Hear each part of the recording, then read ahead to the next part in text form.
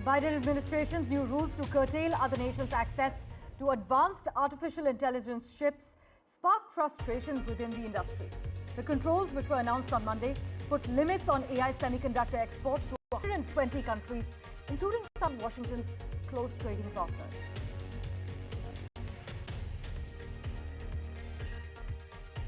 Singapore President Tharman Shanmugaratnam will pay a state visit to India till the 18th of January. This would be Tharman Shanmugaratnam's first visit to India as the President of Singapore.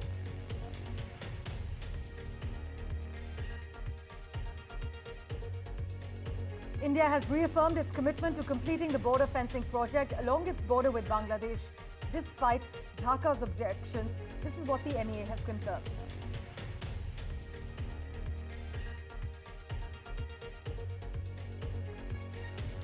European powers resumed talks with Iran over its nuclear program, which is under renewed focus as Donald Trump returns to power. The discreet discussions in Geneva involving the UK, France, and Germany were the second in less than 2 months.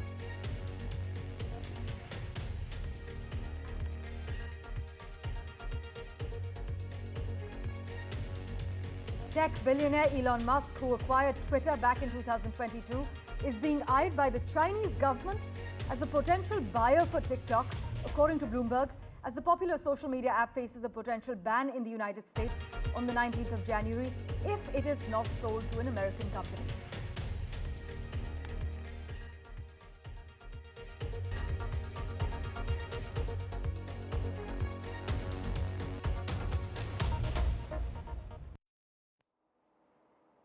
Our big focus, Israel and Hamas inch closer to a hostage and ceasefire deal. Mediators, in fact, are reportedly awaiting a response from both sides to the final draft of an agreement that would see Hamas release 33 hostages after talks in Qatar resulted in what an Israeli official has described as a breakthrough. The momentum, though, marks the first sign of serious optimism in months, as Donald Trump's inauguration next week has actually upped the pressure for a deal. Trump's Middle East envoy participated in negotiations alongside Joe Biden's team, conveying a consensus between administrations. Still, challenges remain. Israel's far-right finance minister said he wouldn't back any truce to stop the war in what some have called a last-minute wrecking ball for negotiations. Listen in to what the Israeli foreign minister had to say on record. Progress was made. We see some progress in the negotiations. Israel wants a hostage deal. Israel is working with our American friends in order to achieve a hostage deal. And soon we will know whether the other side wants the same thing. My colleague Mohammad Ghazali has been tracking the finer details very closely. He joins us live at the moment. Ghazali, we've just heard from the Israeli foreign minister. So are the terms of a deal between Israel and Hamas for a ceasefire in Gaza and the release of hostages actually being finalized? See, it looks very likely this time because not just officials attached with the Biden administration, but those who are going to replace them in the incoming Trump administration are also involved in the negotiations. And there is a deal, as you rightly pointed out, which suggests that perhaps on the very first day of the deal, Hamas will release 3 hostages. Israel will start moving out of the populated areas in Gaza Strip. More than that, it is also a pressure on Benjamin Netanyahu because he has been accused by several officials, both in Biden administration, both in his own government, who have been suggesting that he took out some liberty to stall the negotiation process. But this time around, perhaps Hamas has also agreed on such terms on which they were not agreeing in the previous negotiation processes. So this time around, it perhaps appears that both Biden and Trump have put pressure on Mr. Netanyahu as well to ensure that the deal gets through and we have a ceasefire as well as release of hostages from the Gaza Strip. So hectic negotiations are going on in Qatar. Netanyahu also sent his officials to Doha to go through the proposal, to go through the text of that entire draft proposal framed by the United States in consultations with Egypt and Qatar, and even Hamas members or those representing Hamas were part of this negotiation. They are also going through the proposal. And Mr. Jake Sullivan, the National Security Advisor, also confirmed yesterday that perhaps by the end of this week, we can see some breakthrough, because that is going to be the last week before Biden moves out of the White House and Mr. Trump tax over aid. So both the administration are also they're actually in that kind of credit war as well, because officials attached with Mr. Trump say that perhaps his warning that if hostages are not released, then all hell will break loose, has somewhat forced Hamas to come on the negotiation table and accept even those terms for which they were not agreeing earlier. Well, Ghazali, thanks so much for joining us with this detailed update. In another 6 days, Trump takes office. We will, of course, revert to you for regular updates and analysis. Meanwhile, according to a Bloomberg report, members of Donald Trump's incoming economic team are discussing slowly ramping up tariffs month by month, a gradual approach aimed at boosting negotiating leverage while helping avoid a spike in inflation. One idea, in fact, involves a schedule of graduated tariffs increasing by about 2 to 5% a month and would rely on executive authorities under the International Emergency Economic Powers Act, the report suggests. But the proposal is in its early stages and has not yet been presented to Trump, a sign that a monthly stepped approach is early in the deliberation process.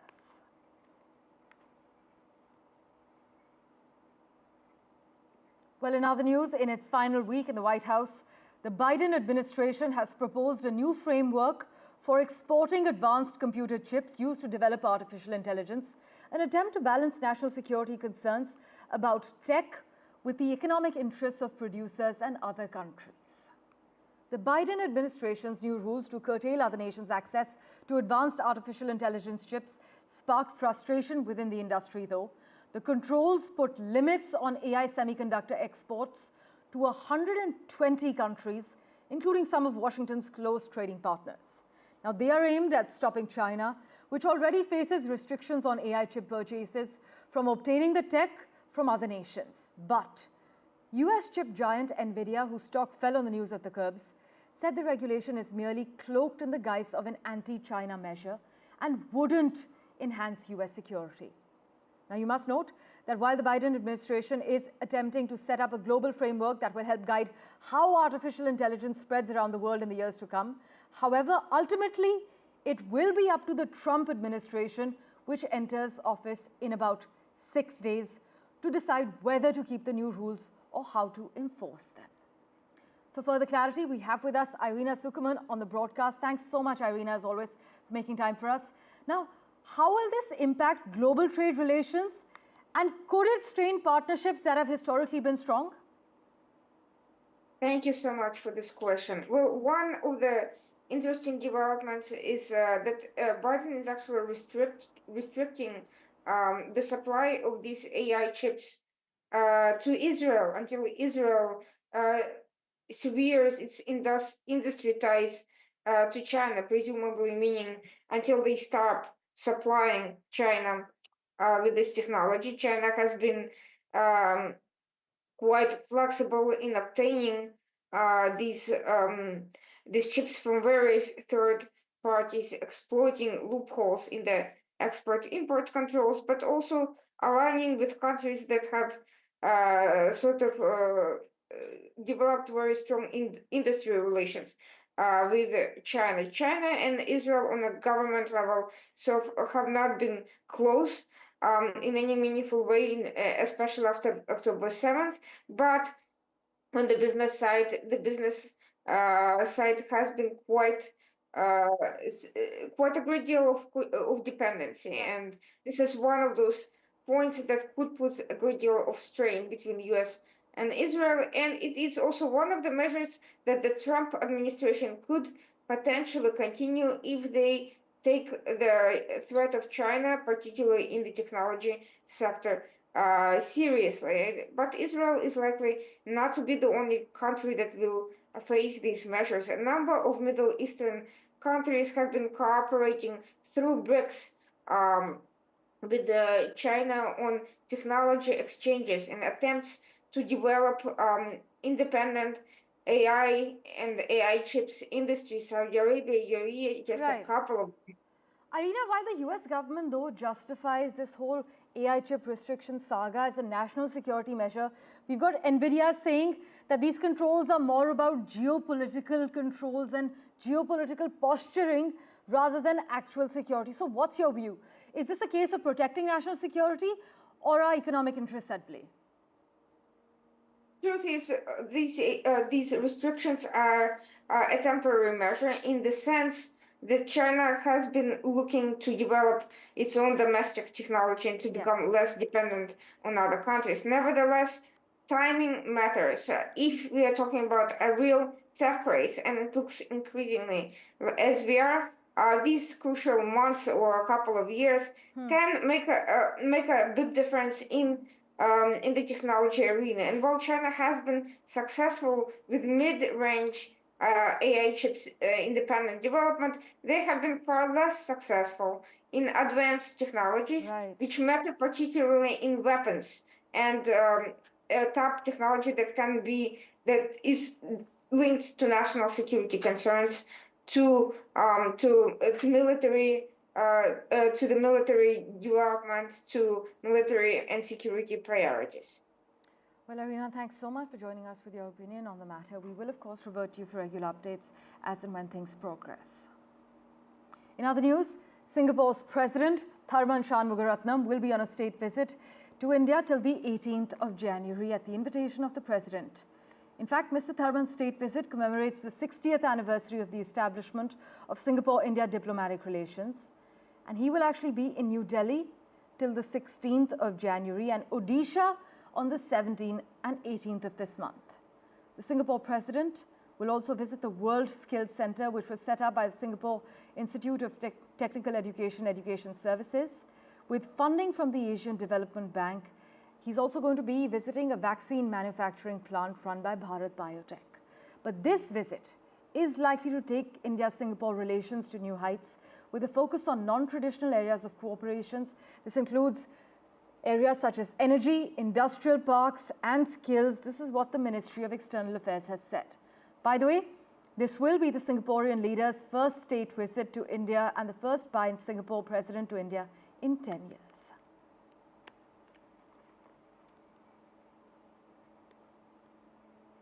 In other news, India conveyed to Bangladesh Acting High Commissioner to India, Muhammad Nur al-Islam, that New Delhi observed all protocols and agreements with regard to security measures at the border, including while fencing, the Ministry of External Affairs has said in its statement. The Bangladesh Acting High Commissioner to India was summoned by the MEA on Monday to South Block, and India also reiterated its commitment to ensuring a crime-free border by effectively addressing the challenges of cross-border criminal activities, smuggling, as well as the movement of criminals and trafficking. In fact, the MEA has said that barbed wire fencing, border lighting, installation of technical devices and cattle fences are measures for securing the border.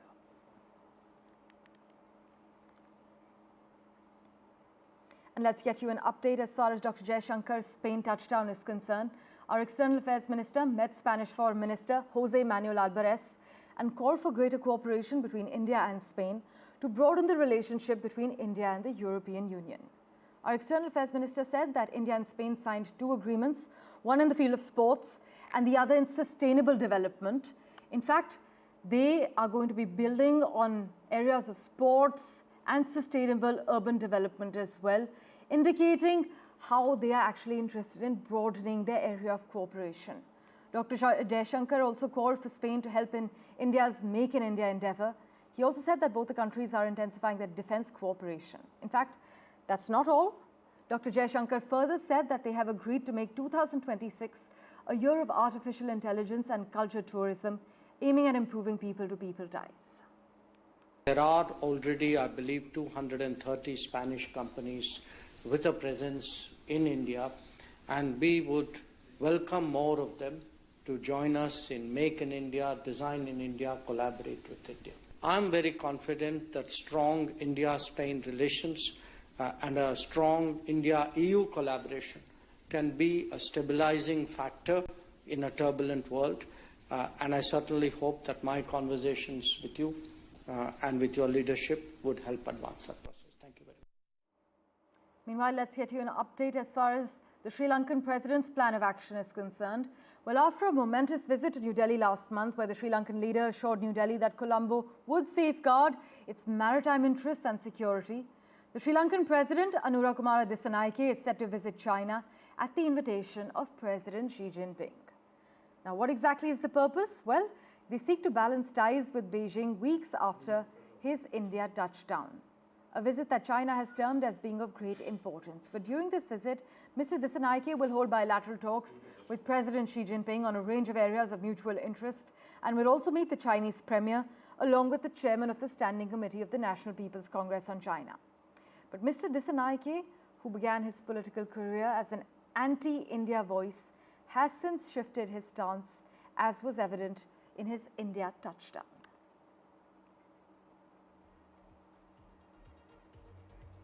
As always, news and updates continue in a moment right after this very short break. Do stay tuned.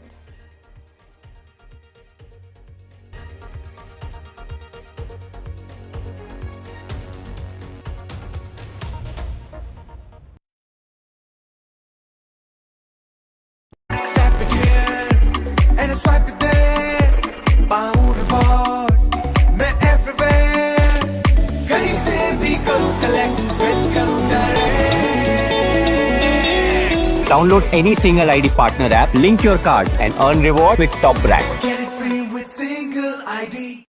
In today's interconnected world, India's voice is more crucial than ever. When India speaks, the world listens. At NDTV World, we are that voice, bringing you intelligent and insightful news from India and beyond. From geopolitics and diplomacy to economic shifts, migrations, tech disruptions, and the stories of our diaspora. We cover the news that shapes our global future. NDTV World, your new home for global news, is here.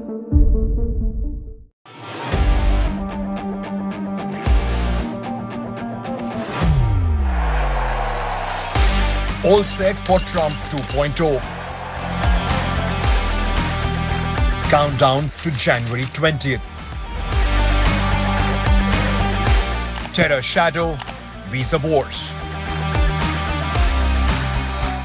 All the twists and turns. Tracking Trump takeover. Every day at 10:30 p.m. only on NDTV 24/7.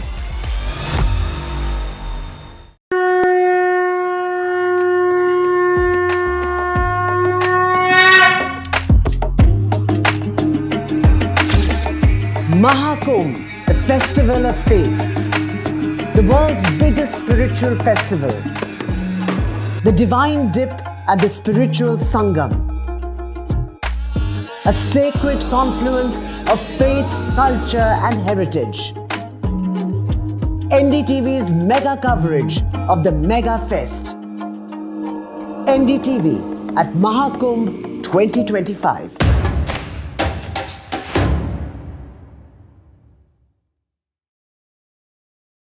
Well, I'm in Altadena. This is one of the worst hit areas when disaster strikes. NDTV World brings you exclusive on-the-ground reports straight from the heart of the action. A neighborhood in Los Angeles that has been devastated by fire. I just received an emergency alert extreme, which has come on my phone. Stay tuned for NDTV World's in-depth coverage as we bring you the real stories from Los Angeles. This is the Altadena area, and there are still fires and there's a lot of smoke in the area. These houses completely gutted. This is reporting that matters only on NDTV World.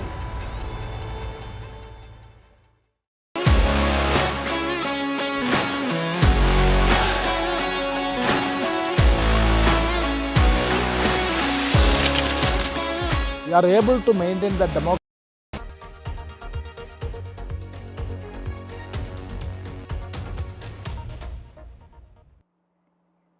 Let's get you a quick update on the LA wildfires. Well, as the destructive wildfires in Los Angeles rage on, the LA fire chief has said that they are not in the clear as firefighters brace for explosive fire growth.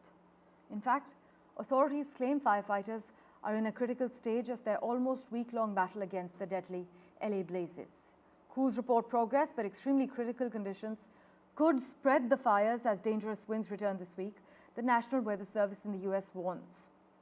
But at least 24 people have died, and with dozens still missing, there are likely to be a lot more deaths. This is something that the California governor has also reiterated.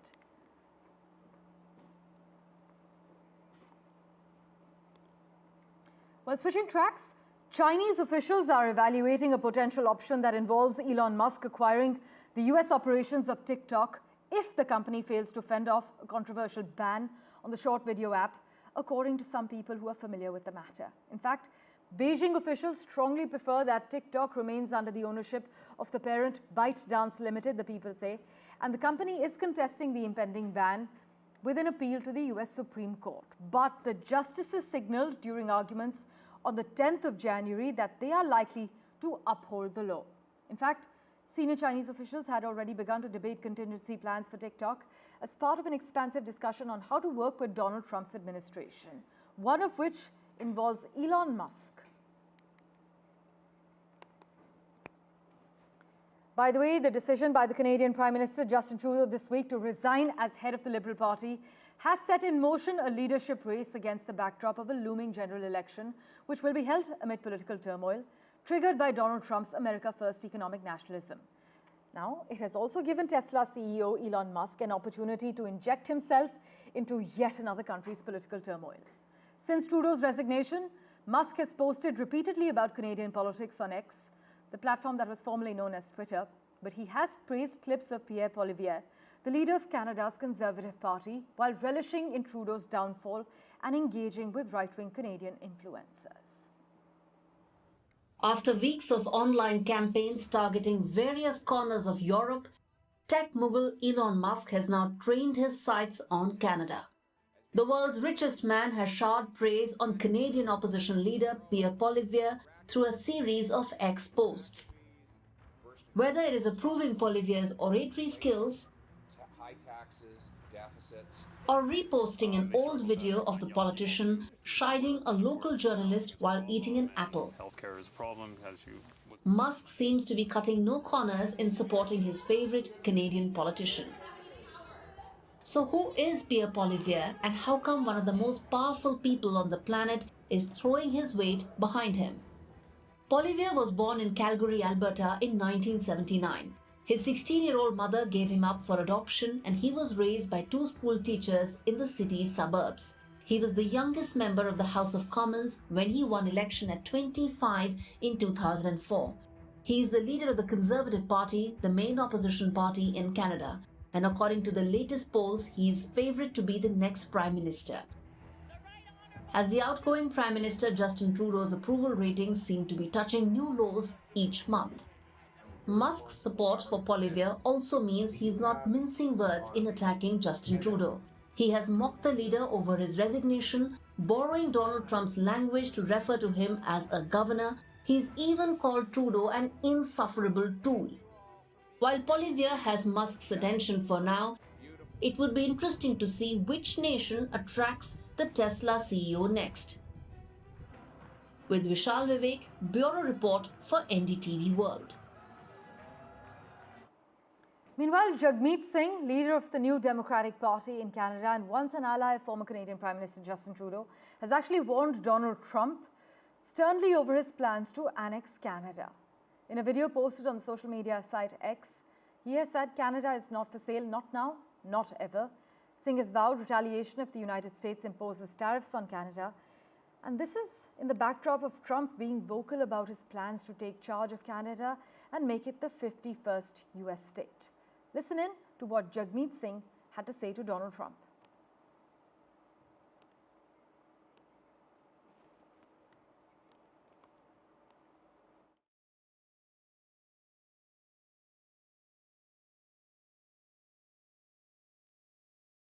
I have a message for Donald Trump. Our country's not for sale. Not now, not ever. I lived across this country, and I can tell you, Canadians are a proud people. We're proud of our country, and we're ready to fight like hell to defend it. Right now, with the forest fires ravaging homes, Canadian firefighters showed up. That's who we are. We show up and support our neighbors. But if you think you can pick a fight with us, there'll be a price to pay. I've committed that if Donald Trump imposes tariffs on us, we should respond with retaliatory tariffs in kind. I think that anyone running as Prime Minister should do the same.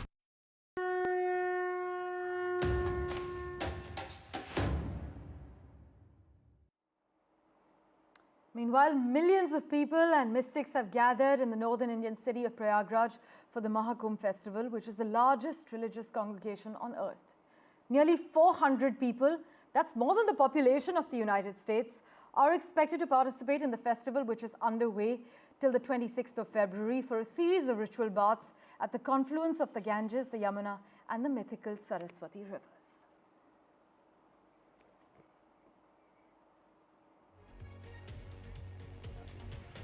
As always, news and updates continue right here on NDTV 24/7. For now, we're slipping into a very short break. Thank you so much for investing your time in watching.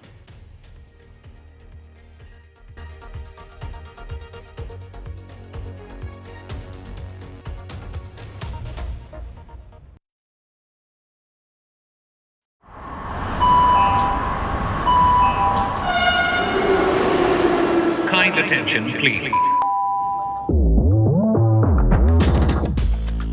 Delhi Election Metro 2025 is arriving on People's Platform. Please mind the gap. BJP or AAP, who will get to the Delhi Secretariat station? दरवाजे बाईं तरफ खुलेंगे. Who will Delhi voters open the victory doors for? And who will be shown the door? Can the BJP throw AAP's victory run off track? Or will it be Kejriwal's ticket to win again?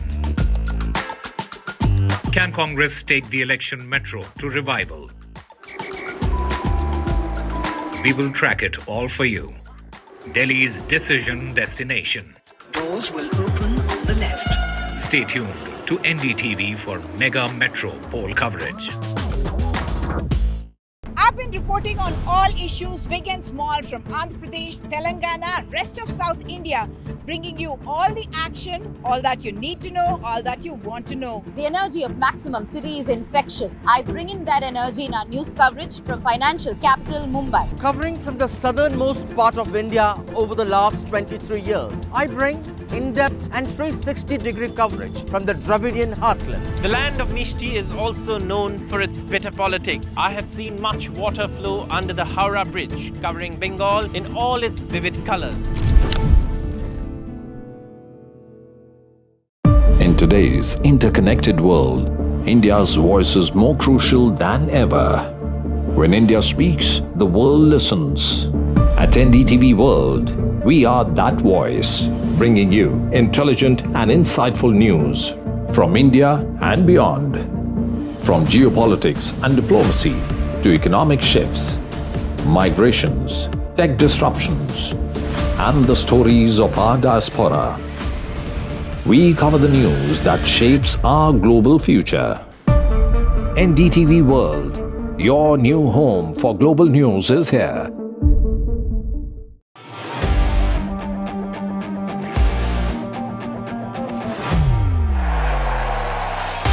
All set for Trump 2.0. Countdown to January 20th.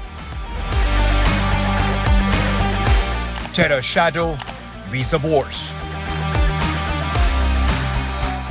All the twists and turns. Tracking Trump takeover. Every day at 10:30 p.m. only on NDTV.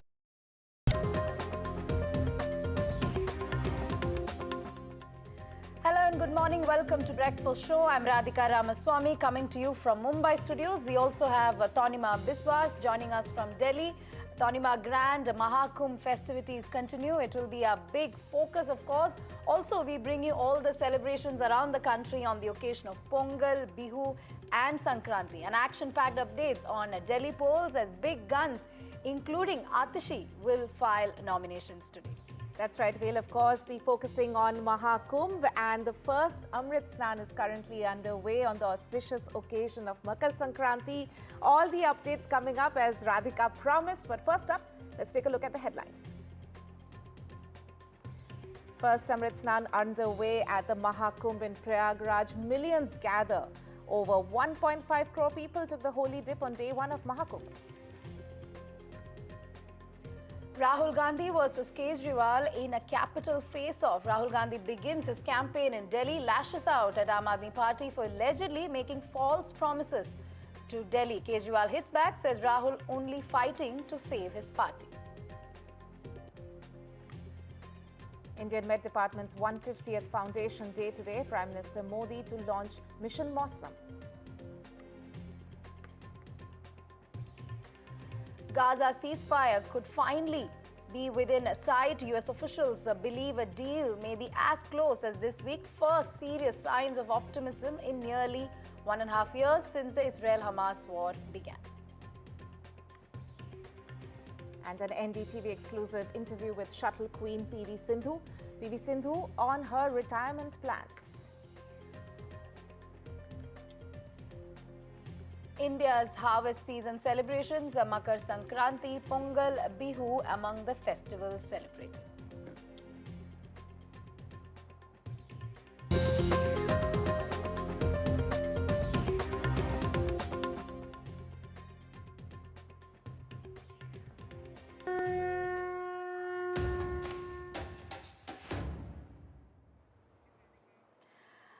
Our big focus at Tonima is Mahakumbh, sacred city of Prayagraj, is abuzz with spiritual energy as millions of devotees gather at holy Triveni Sangam, which is the confluence of Ganga, Yamuna and the mythical Saraswati rivers. Of course, world's largest spiritual congregation enters its second day today. Of course, yesterday it began with the auspicious Posh Purnima. Lakhs of devotees took the holy dip, seeking spiritual purification and blessings. Today, of course, the focus shifts to Makar Sankranti, the second Amrit Snan, considered highly auspicious. Right, and the huge crowd on your screens there clearly gives an idea of the massive size, the massive proportion of the gathering that we are looking at. In fact, if we are to believe the official records, around 1.5 crore people had in fact taken the holy dip on day one. And the Kharas will continue their ceremonial bath, followed by discourses from revered spiritual seers and cultural programs showcasing India's rich heritage. Right, let's take a look at what Uttar Pradesh Chief Minister Yogi Adityanath had to say today on the auspicious occasion of Makar Sankranti. इस अवसर पर मैं पूरे प्रदेश वासियों को, सभी संतों, श्रद्धालुजनों, भक्तों को मकर संक्रांति की हार्दिक बधाई देता हूं। मकर संक्रांति भारत के पावन पर्व और त्योहारों की श्रृंखला का एक ऐसा पर्व है जो जगत पिता सूर्य के प्रति कृतज्ञता ज्ञापित करने का एक उत्सव है। पूरे देश के अंदर अलग अलग नाम और रूपों के आधार पर इस पर्व को सनातन धर्मावलंबी बड़ी श्रद्धा के साथ इस आयोजन के साथ जुड़ते हैं। Let's also listen to what pilgrims and visitors had to say on Mahakumbh. I feel that it's very peaceful. I feel even with a lot of people, you know, every people is pulsing, you know, the Kumbh Mela. We can really feel the Kumbh Mela inside the bodies, you know. I think it is very well organized and it is very, very big. And it is so many friendly people. I really like it. I enjoy it.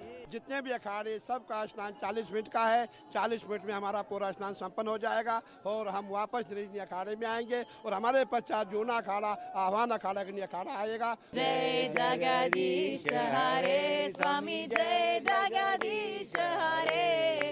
भक्त जनों के संकट, दास जनों के संकट क्षण में दूर करे।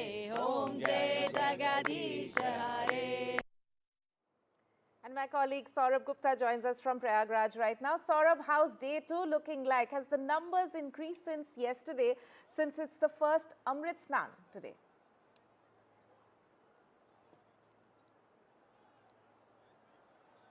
Well, I mean, it's much colder, I would say, Tanima, but that hasn't deterred the devotees from coming in and taking that holy dip.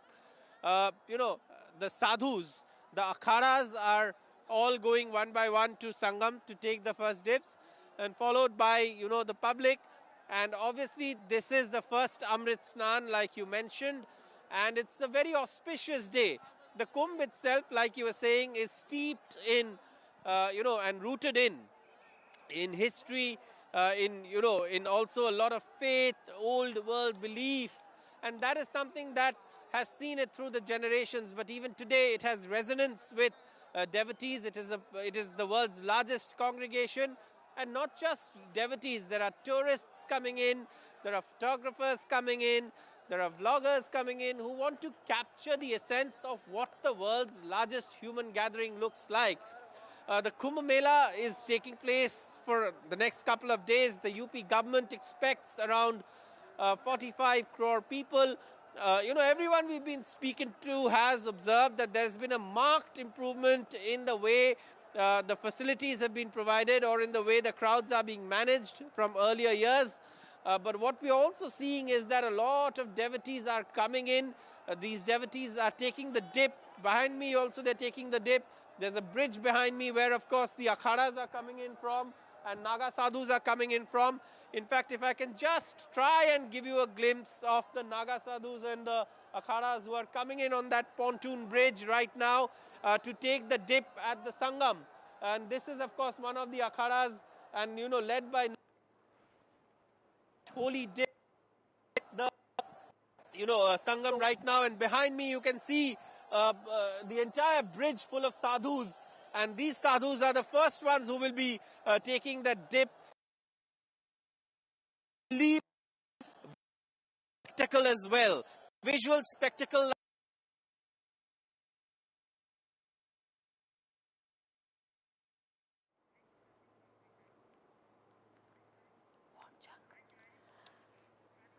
All right, Saurabh, we seem to have lost that connection, but we will keep coming back to you. All the sadhus lining up to take that holy dip, Tanima. But also, let's get you this ground report that has been filed by our reporter, Sikta. The Amrit Snan formalities have begun since morning, and there is a lot of excitement in the air. Right behind me, you can see the bridge, which is been blocked only for the akharas to cross over and go towards the Sangam Ghat for the first Amrit Snan. And the crowd you see on the bridge are the akharas, the sadhu and the sants, and who are going towards Sangam Ghat for their first Shahi Snan, which is now called the Amrit Snan. And while the other devotees, the other local people who are here for the holy dip, they're supposed to take this dip on these temporary ghats, which has been made for the regular Shraddhalus and the devotees who are reaching here. There are a lot of other tourists and researchers and many more who have come here to experience this magic of Kumbh. With me is one such person. Where are you from? I'm from Delhi. My name is Keshav. And is this your first trip to Kumbh? Yeah, it's my very first time at Kumbh, and that's so with Mahakumbh. I'm very excited. So right behind you, you can see the akharas, and they're going for the Amrit Snan. So when you see these visuals, what do you feel? What is your experience? I feel very organized, and I feel this is my Hindu culture, and it starts with akhada as a protection sword. They are for my Hindu culture, and I see here in Mahakumbh, I can witness them. There are many more bhakts also here for their holy dip. आप कहाँ से आई हैं? आपको बिहार से। बिहार से आई हैं? पहली बार आई हैं या आती रहती हैं? नहीं, पहली बार आई हूँ। क्या सोच कर आई थी? कुंभ क्यों आना है? कुंभ इसलिए आना था क्योंकि मैंने पहले भी सुना था यहाँ प्रयागराज संगम में नहाना चाहिए। Right, so you can feel the excitement which the bhakts, the pilgrims who are gathering here for the Makar Sankranti Amrit Snan with bhakts, the saints, the sadhus and the sannyasis are also all set for the Amrit Snan. And we have my colleague Ranveer Singh also at Prayagraj along with Sikta and Saurabh. Let's take a look at his report now.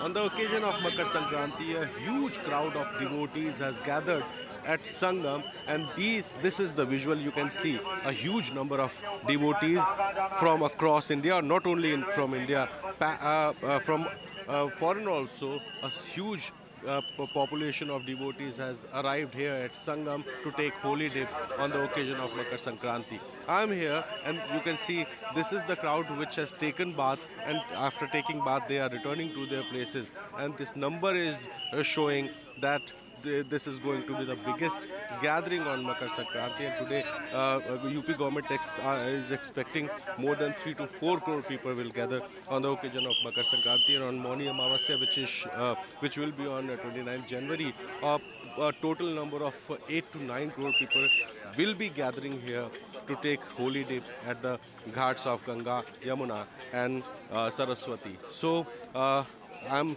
here in Prayagraj near Sangam, and you can see on the one side the saints, the sadhus, the sannyasis, they are taking holy dip on first Amrit Snan, which was called Shahi Snan before, but now it's called Amrit Snan, and this is the crowd which belongs to common people who have arrived here to take holy dip, and you can see the excitement of these people. They came from across different states, and they are so excited that they had taken bath on the occasion of Makar Sankranti. So this is the first Amrit Snan, and people is obviously they are excited, and they have came from different places, from different caste, creed, and you can see there's no division in is this crowd. No one is asking for their Aadhaar cards. No one is asking for their names, for their. कहाँ से आए भैया? हमीरपुर. कैसा रहा स्नान? कहाँ से आए चाचा? बहुत अच्छा मिला, बहुत अच्छा. यहाँ कोई भेदभाव होता है क्या? नहीं, बहुत अच्छा, बहुत बढ़िया नंबर है. ओके, एकदम. एक नंबर व्यवस्था. बहुत अच्छी व्यवस्था. बहुत अच्छी. मजा आ गया. मजा बात आ गया. आप बताइए. बंगाल से आया. मजा आया? हाँ, मजा आया, बहुत मजा आया. It's certainly the largest human congregation there. Holy dip yesterday was performed by 1.5 crore devotees, Tonima. This was the first day, and today we believe that perhaps 3 crore devotees are expected to perform the holy dip. So certainly this is a mammoth festival that we're seeing in the country and as far as the entire world of humanity is concerned. Right, it's a 45-day event, of course. It's just the second day and the numbers are likely to increase further. So we'll, of course, keep an eye on that along with splendid reports being sent in by my colleagues there. But shifting focus now back to the national capital, and with Delhi elections just few days away, prominent leaders are set to file their nominations today on the auspicious occasion of Makar Sankranti. In fact, Delhi Chief Minister Atishi of the Aam Aadmi Party and Congress leader Alka Lamba are scheduled to submit their nomination papers for the Kalkaji constituency. That's right. In fact, this sets the stage for a high-profile contest in the upcoming elections. Atishi, you had missed filing nominations due to a roadshow yesterday, will file it today. Let's go straight across to our reporter Shreya on this. Shreya, of course, big guns to file their nominations today. Kalkaji is going to be the focus, as far as the constituency is concerned for today. Take us through the details. Both Alka Lamba and Atishi are set to file the nominations. Well, of course, we know right ahead of the Delhi Assembly elections, which is scheduled for February 5th, Kalkaji constituency will be a hot seat, definitely, because Delhi Chief Minister Atishi will be seeking re-election from this very seat. Yesterday, we saw she was supposed to file her nomination following a roadshow she held with the Aam Aadmi Party leader Manish Sisodia in Southeast Delhi's Girinagar, but she failed to submit her papers on time, and therefore today she will be filing her nomination from the Kalkaji constituency. And we also know that several sources in BJP have said that the party candidates from BJP, they did not file nominations yesterday, although we saw almost 15 nominations being filed yesterday, because the BJP candidates believe that the period before Lohri or Makar Sankranti is considered inauspicious. Today, we will see several roadshows and rallies by political leaders picking up. Nominations being filed by senior political leaders in Delhi are expected to also pick up from today. And of course, if we talk about Atishi, she has been quite a key figure for Aam Aadmi Party. She held 12 very important portfolios. And after the whole controversy that Aam Aadmi Party was embroiled in, it was Atishi who stood her ground. She got appointed one of the very young political faces who got appointed as Delhi's chief minister. And of course, she will be facing a triangular contest in this constituency and will be fighting against BJP's Ramesh Singh Biduri, who is also a seasoned politician, and the Congress's Alka Lamba. We know Mr. Biduri is a former MP from South Delhi and a 3-time MLA from Tuklakabad. And of course, he's a political heavyweight, but he has been also going through a lot of controversy regarding the remarks that he's made. And of course, Ms. Alka Lamba, who will also file her nomination today. She also rose from Students' Union in politics and has now become the national president of the Mahila Congress. So today we will prominent see them faces that we can nominations see at who will be 10:45. filing their nominations. Shreya will keep coming back to you for more. Thank you so much for joining us with that. And staying with Delhi election news, Congress MP Rahul Gandhi joined his party's Delhi election campaign on Monday and targeted both Prime Minister Narendra Modi as well as former Delhi Chief Minister and Aam Aadmi Party Chief Arvind Kejriwal.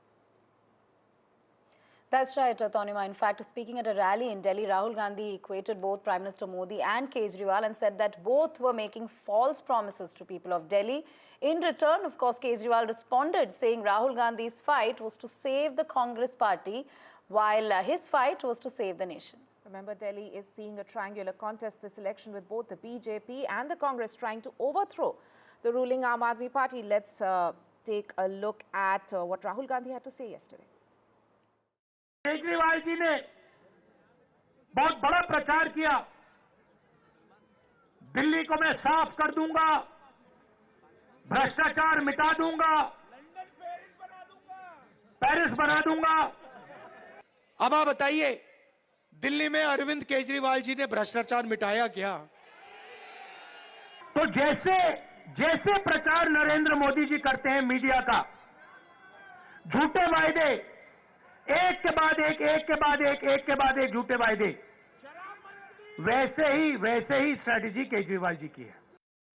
And as the Delhi election nears, comes closer to, the date nears for Delhi residents to actually cast their votes, Aam Aadmi Party and BJP are at loggerheads. The AAP has accused BJP of conspiring to register fake voters, while the BJP, on the other hand, has attacked Aam Aadmi Party, calling the claims completely baseless. That's right. Meanwhile, Delhi High Court pulled up Aam Aadmi Party-led Delhi government over delay in placing before the Assembly Speaker a report by CAG on the ongoing liquor scam. Here's a report.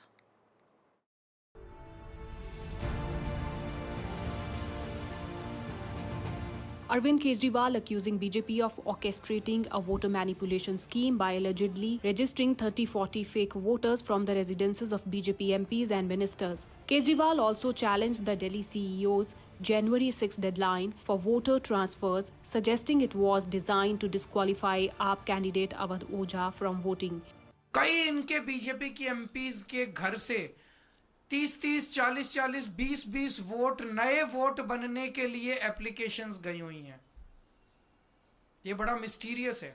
So whatever issue has been cropped up by Mr. Kejriwal right now regarding fake voters, these are all frivolous allegations, just to divert the attention of the electorates from the best fundamental issues of the elections to some non-issues. Today, Kejriwal, accompanied by Punjab CM Bhagwant Mann, Delhi CM Atishi and others, visited the Election Commission to demand action against